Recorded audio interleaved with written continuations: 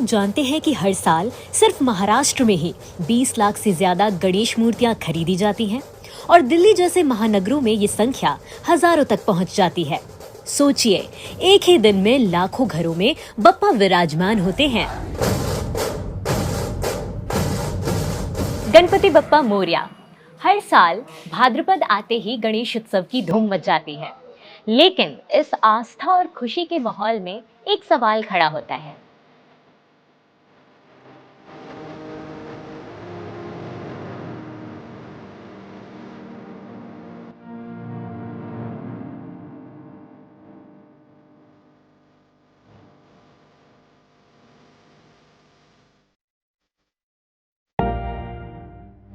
POP से बनी मूर्तियां सालों तक पानी में घुलती नहीं और जहरीले रसायन जैसे सीसा, लेड और पारा, मर्क्यूरी जल और जलीय जीवों को नुकसान पहुंचाते हैं।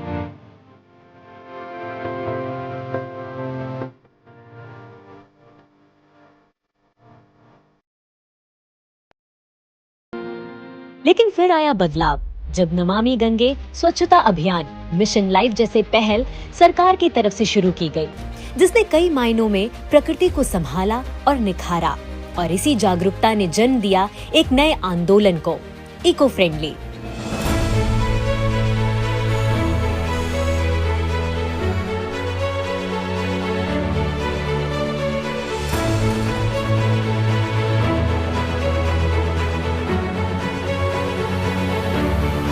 गणेश चतुर्थी में क्या आप भी अपने घर में गणपति जी की स्थापना करते हैं? तो इको फ्रेंडली गणपति जी की मूर्ति कैसे बनती है, आइए मेरे साथ देखिए कि किस तरीके से मिट्टी से यहाँ पर मूर्ति बनाई जा रही है और उन्हें पेंट किया जा रहा है।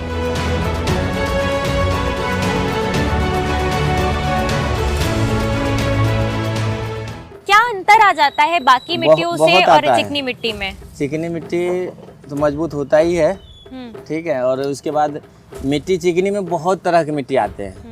अभी बम्बई के लिए लीजिए सारू मिट्टी, सारू मिट्टी का अलग ही करिश्मा है, ठीक है। और कलकत्ता की मिट्टी लेंगे वो भी चिकनी मिट्टी में आता है, लेकिन उसका भी अलग मतलब तौर तरीका है। जो मूर्ति बनाते हैं कट भी जाता है, कहीं का मिट्टी का बढ़िया कटता नहीं है, जो दरार आ जाते हैं मूर्ति में। तो ये मिट्टी का ही चक्कर में होता है। मिट्टी कहीं का हार्ड है, कहीं की नॉर्मल है, चिकनी सब, लेकिन सबका क्वालिटी अलग है। तो क्यों चिकनी मिट्टी ही क्यों हम यूज करते हैं मूर्ति बनाने में? बिना चिकनी मिट्टी की मूर्ति बन ही नहीं पाता है। रेतीली मिट्टी लेंगे वो हाथ में आएगा ही नहीं, वो हाथ में लेते ही टूट जाता है, वो काम करेगा ही नहीं। रेता है तो वैसे पकड़ेंगे टूट जाएगा। अच्छा, मतलब ये काफी ठोस होती है, मजबूत होता है। मिट्टी की खासियत तो आपने जानी, लेकिन बीएमसी के आंकड़े मिट्टी के वितरण को लेकर क्या कहते हैं, आइए आपको बताते हैं। बीएमसी का निशुल्क वितरण 2023 में 400 टन वितरित हुआ, 2024 में 600 टन वितरित हुआ, 2025 में जुलाई तक 910 प्लस टन वितरित किया गया। वहीं 1000 प्लस टन तक पहुंचने का अनुमान लगाया जा रहा है। बीएमसी रिपोर्ट के मुताबिक 47% मिट्टी वितरण में वृद्धि हुई है, अगर आंकड़े देखें 2024 से 25 तक में। तो मतलब पीओपी की जो हम मूर्तियां देखते थे, वो कितना नुकसानदायी रहती है? वो बहुत चीज में नुकसान है। उसका कलर भी देखिए, एनामेल पेंट करता था। पीओपी तो ऐसे गलना है नहीं, उसे साल 2 साल भी रख दें, 5 साल गारंटी लेता हूँ। वो कहीं सड़ जाए तो मुझे बता दीजिए। अच्छा, नहीं गलती है? गलेगा ही नहीं। वो धीरे धीरे दीमक उमक लगते लगते बहुत सालों बाद जाके खराब होता है। वो भी पानी के अंदर रहे तब। अब पानी को दूषित बहुत ज्यादा करता है। क्या परेशानी आती है अगर क्या दूषित करता है? कितना इम्पैक्ट पड़ता है इनमें? देखिए, जल में अगर जैसे जमुना में डाल दिए, तो उसमें पानी, वो पक्षी पे पानी, मछली है और भी जानवर, गाय भैंस जाके पानी पी लेता है, तो उसके लिए नुकसान है। तो सारे बीमारी बनते हैं इसमें। अच्छा। हाँ, इसीलिए वो सब बेकार होता है। और मिट्टी है, ये तो घर में सारा काम इसका हो जाता है, डीजल भी हो जाएगा। और पौधे लगा लिए, फर्स्ट क्लास फूल का पौधा दे देते हैं, साथ में बीज वो सब दे देते हैं। अच्छा, गमले के साथ बीज वो सब मिलता है। अच्छा, कस्टमर को इतना फायदा है, गमला ही देंगे मूर्ति एक साइज का और बीज दे देंगे। पौधे मतलब विसर्जन हुआ उसके बाद पौधे लगा दीजिए, 10 दिन में 15 दिन में फर्स्ट क्लास पौधा निकलेगा। तो एक मूर्ति बनाने में अगर हम देखें तो कितना टाइम लग जाता है? बनने के लिए तो एक मूर्ति एक दिन बना दें, और बनने के लिए 1.5 महीने में नहीं बन पाएगा एक मूर्ति। अच्छा, मतलब बड़ी बहुत है तो वो उस हिसाब से। और पीओपी की कितनी जल्दी बन जाती है? वो तो डाई के हिसाब होता है। डाई है उसके पास, एक दिन में एक लेबर अगर काम कर रहा है तो 10-15 मूर्ति निकाल देगा।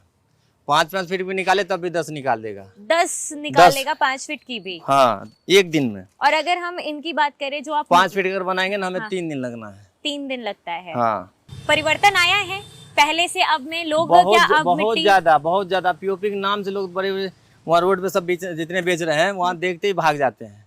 हम गली में हैं, हमारे पास आएंगे। अच्छा, खाली मिट्टी के चक्कर में, मिट्टी के चक्कर शुद्ध बना के देता है। यहाँ पीओपी कोई काम होता ही नहीं, मेरे पास एक भी मूर्ति नहीं है पीओपी का। तो मतलब सरकार की पहल से भी कहीं ना कहीं फायदा हुआ है। हाँ हाँ, बहुत फायदा हुआ। मिट्टी वाले के लिए बहुत फायदा है। और मिट्टी का काम है मेरा, पकाना है नहीं। जो वायु प्रदूषण हो इसमें, तो वो सब काम करते ही नहीं है। हमारा पेपर काम है बस मिट्टी बनाना और सुखा के कस्टमर तक पहुंचा देना। इको फ्रेंडली गणेश मूर्तियों का market boom. Overall market value बढ़कर 500 करोड़ रुपए हुई। मुंबई में 40% मूर्तिकारों ने अपनाया इको फ्रेंडली मूर्ति बनाने का काम। इंटरनेशनल ऑर्डर्स में इको फ्रेंडली मूर्ति की 50% की वृद्धि हुई। हैदराबाद में 5 लाख यूनिट तक पहुंचने के लिए सीड आइडियल वितरण का विस्तार किया गया है। हरियाणा में 20% खरीदारों ने पीओपी की जगह इको फ्रेंडली मूर्तियों को चुना। बताएंगे ये पेंट कैसे बनाते हैं आप? ये सब नेचुरल पेंट है, वाटर कलर है। सब वाटर के जीव है, उनको कोई प्रदूषण ना हो, कोई उनको बीमारी ना हो। सारा का सारा हम लोग जो भी कलर्स यूज़ करते हैं वाटर कलर होता है। ठीक है, एनिमल वगैरह जो हानिकारक पेंट है मूर्ति में यूज़ करने लायक नहीं होता। खासकर जो गणपति बन रहे हैं आजकल, उसमें तो यूज़ करने लायक बिल्कुल भी नहीं है। प्रदूषण का तो उनको होना ही होना है, क्योंकि उसमें तारपीन तेल कई तरह के हानिकारक जो होता है मटेरियल यूज़ होता है। लेकिन अगर हम बात करें पेंट होके और ये प्रॉपर जो तैयार हो जाता है, वो कितना टाइम लगता है? एक मूर्ति को पेंट करने लगभग 1 से 2 दिन का टाइम लगता है पूरा, ताकि वो पूरा अच्छे से कंप्लीट हो जाए। शेडिंग करना होता है, बेस पेंट है, आई पेंटिंग है, और जो भी इनकी डिटेलिंग्स है वो चीज़ करने में बहुत टाइम लगता है। जो बारीक काम है उसमें समय ज़्यादा लगता है। बाकी हम लोग मशीन का यूज़ करते हैं, स्प्रे पेंट वगैरह कर लेते हैं, तो थोड़ा सा किफ़ायती होता है और समय बचाव होता है। और एक्सपोर्ट की अगर हम बात करें तो कितना बढ़ा है? आने वाले समय में पहले मतलब वही 10% का एक्सपोर्ट था, बहुत कम है। जो लोग इंडिया से बाहर फॉरेन में रहते हैं उनको भी अपना ये गणेश चतुर्थी का जो फेस्टिवल है उनको भी सेलिब्रेट करना है इंडियन कल्चर के हिसाब से। तो आज के टाइम में एक्सपोर्ट का जो बिजनेस है मूर्तियों का और गणपति का, लगभग 70 से 80% बिक गया है, मतलब बढ़ गया है। मतलब आगे आने वाले टाइम में और बढ़ जाएगा। पहले मान लीजिए बहुत कम एक्सपोर्ट होता था, साल में 2-3 कंटेनर चले गए गणपति के। अभी के नॉन स्टॉप मंथली कम से कम 100 कंटेनर जाते हैं बाहर के लिए। मुंबई पोर्ट से बहुत ही ज़्यादा बढ़ गया है इसमें एक्सपोर्ट का। आप लोग का कितना रोजगार बढ़ा है इस चीज में? हमारे हिसाब से कला की इसमें इंडस्ट्री में बहुत रोजगार बढ़ा है। पहले हम लोग 10 मूर्तियाँ बनाते थे 2010 के करीब।